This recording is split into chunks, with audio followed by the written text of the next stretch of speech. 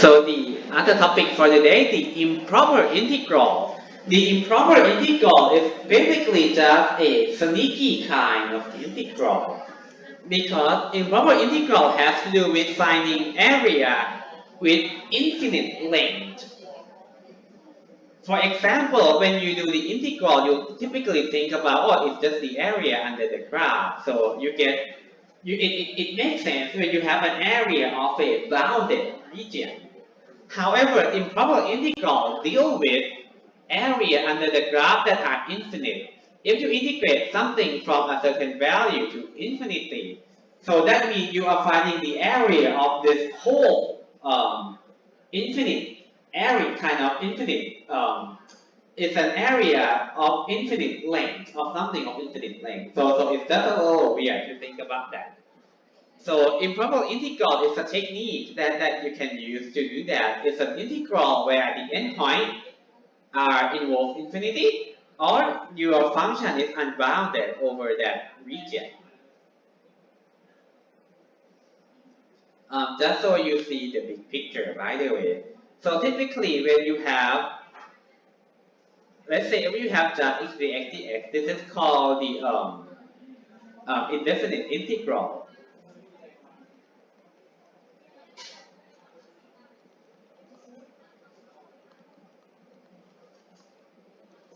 So this is the definite integral, the antiderivative. So it's the first thing that we learn. If you integrate this from a value to a value, like from 5 to 10, this is the definite integral. So you get a number, means some number. Now then, the improper integral is going to look like this. The improper integral is going to be when your integration goes all the way to infinity. Something like that, something like this. Or it can actually go in the entire interval, negative infinity to infinity. So these three guys, they are called the improper integral.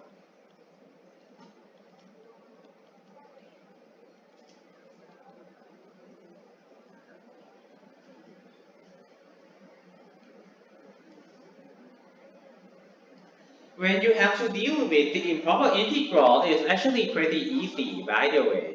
So here, if I want to integrate something from 0 to infinity, instead of integrate to infinity, what I'm going to do is this.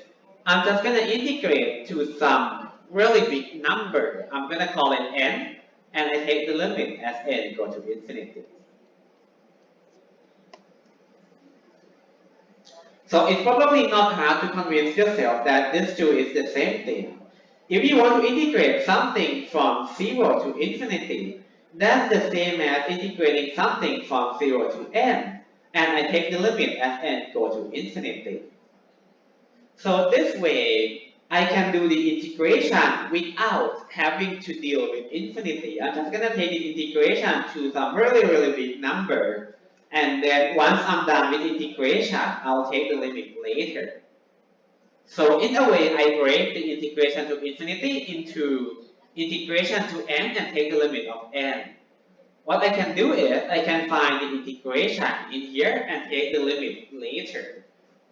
So what I might have to find again, I want to find the integral of e to the negative x dx.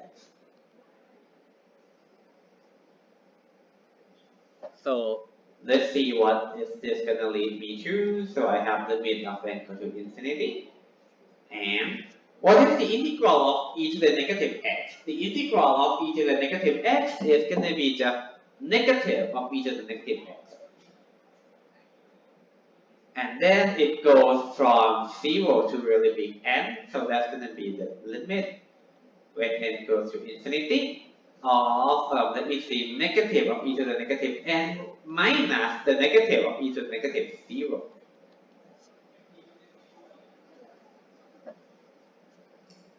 And that is going to equal to,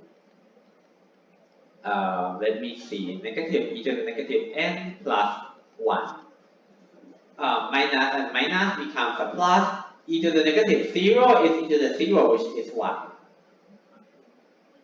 Now then, what is the limit of e to the negative m as n, I mean n go to infinity, when n go to infinity?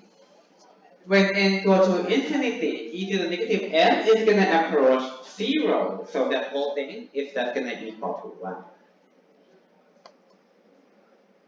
1. So in a nutshell, that's how I can find the area under the graph that actually has infinite length. And you can kind of see, even though I have areas that are of infinite length, the area itself is actually not infinite. The area under this really, really long piece is actually just 1. So integration by part allows us to deduce this kind of area. What we essentially have to do is just replace the integral from 0 to infinity from 0 to some really big number and take the limit of that number to infinity.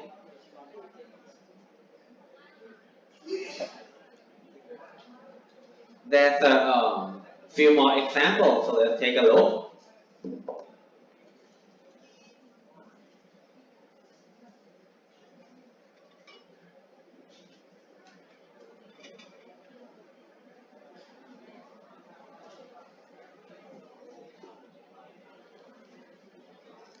My next example is this.